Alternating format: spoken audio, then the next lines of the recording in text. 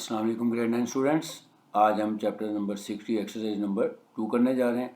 Let's start, सीधे slide पे चलते हैं। इस लेक्चर में हम देखेंगे बेसिक ट्रिग्नोमेट्रिक रेशियोज का कॉन्सेप्ट देखेंगे और आइडेंटिटीज़ वगैरह को थोड़ा सा देखेंगे, कुछ रूल सीखेंगे और क्वेश्चन नंबर 1 करेंगे और फिर इंशाल्लाह सेकंड लेक्चर में एक्सरसाइज को कंप्लीट करेंगे। Exercise 6.2 trigonometric function.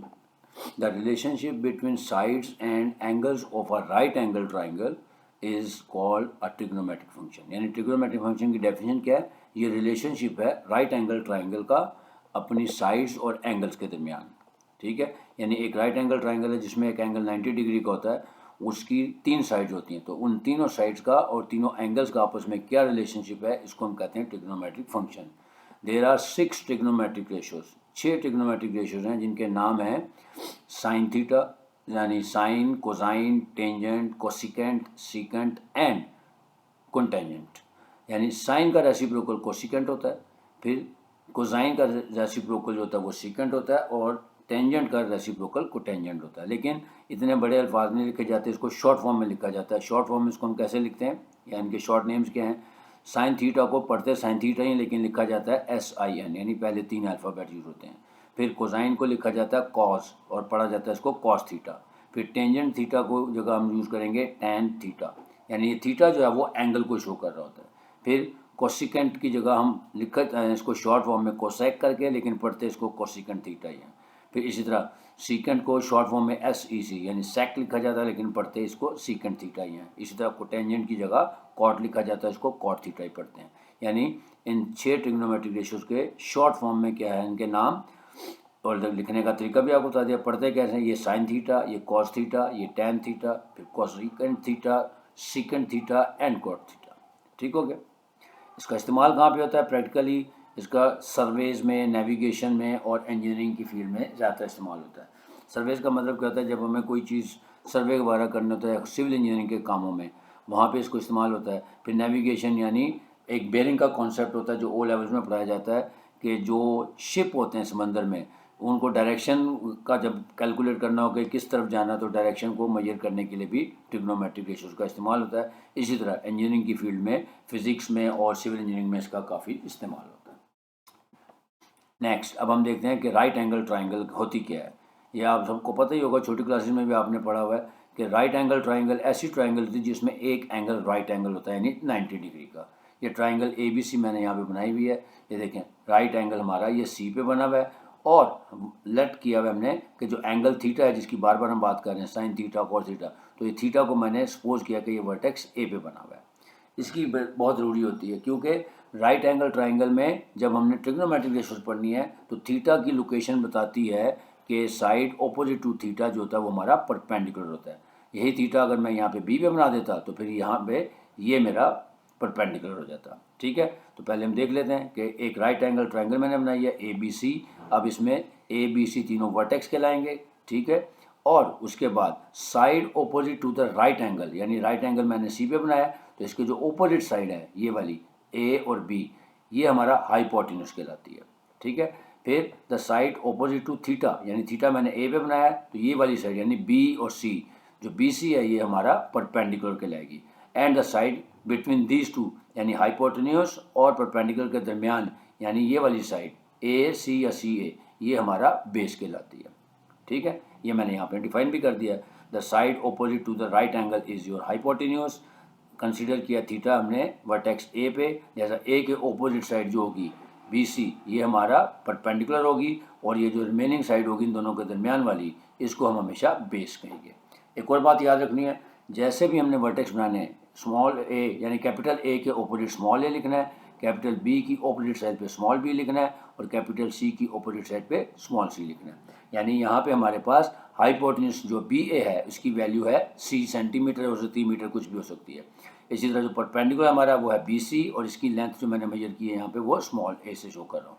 और फिर जो CA या AC जो है वो हमारा बेस होगा और इसकी जो वैल्यू है वो B सेंटीमीटर या B मीटर हो सकती है। ठीक है, यहाँ देखते हैं इन ट्राइंगल ABC हाइपोटेन्यूज हमारा है AB और उसकी लेंथ जो मेजर की एज्यूम की गई है वो स्मॉल c की गई है। फिर परपेंडिकुलर हमारा BC और इसकी लेंथ है A सेंटीमीटर या A। इसी तरह जो हमारी बेस है AC या CA, उसकी लेंथ हमने सपोज की है ये बी मीटर या बी सेंटीमीटर होगी। अब चलते हैं, इसी से अब आगे हमने ट्रिग्नोमेट्रिक रेशियोज को डिफाइन करना है। तो ट्रिग्नोमेट्रिक रेशियोज क्या होती हैं? मैंने अभी आपको बताया कि राइट एंगल ट्राइंगल में 3 साइड हो गई। हमने सबसे पहले अपनी राइट एंगल ट्राइंगल बनानी है और उसकी तीनों साइड्स को वैसे ही मार्क करना है जैसे भी हमने पिछली स्लाइड में किया था।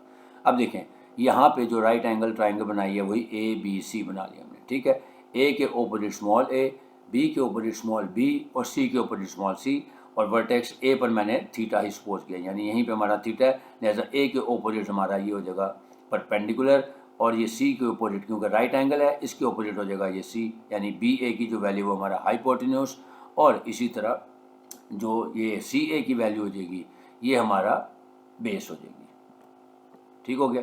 अब देखें साइन थीटा, कॉस थीटा और टेन थीटा को डिफाइन कैसे करेंगे। ये सिंपल सा फार्मूला रेशियो होती है, sine theta is equal to perpendicular over hypotenuse. देखें परपेंडिकुलर हमारा क्या था यहाँ पे बी सी, और इसकी वैल्यू कितनी थी ए, और हाइपोटेन्यूस हमारा था बी ए, यानी इसकी वैल्यू क्या थी सी, तो देखें ए ओवर सी।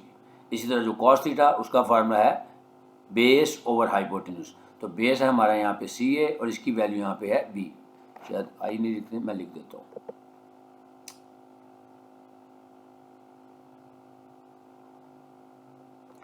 यहाँ पे ये शो नहीं हो रहा, वो स्लाइड में कोई मसला, यहाँ पे बी है।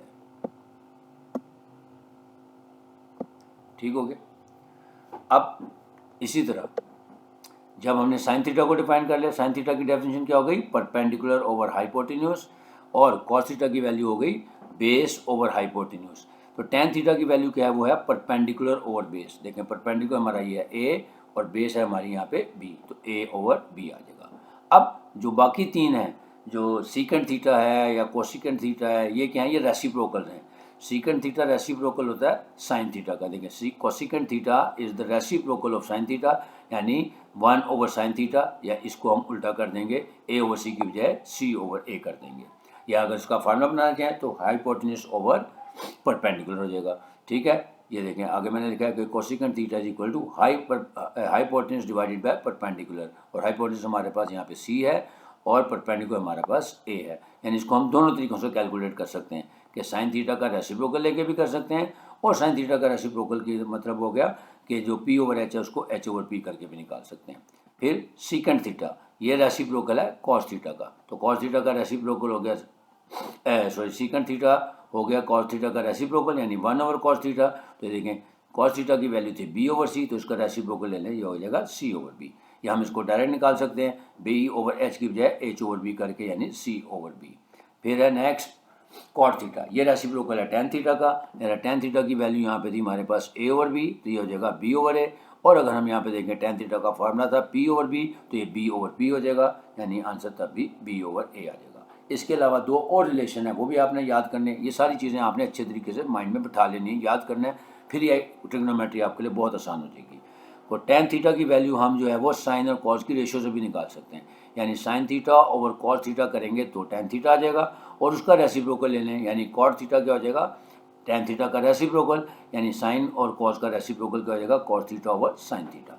यानी अगर हमारे पास साइन थीटा और कॉस थीटा की वैल्यूज़ दी हैं तो हम उसको डायरेक्ट भी निकाल सकते हैं टेन थीटा को और कॉट थीटा को इनकी रेशियो की मदद से।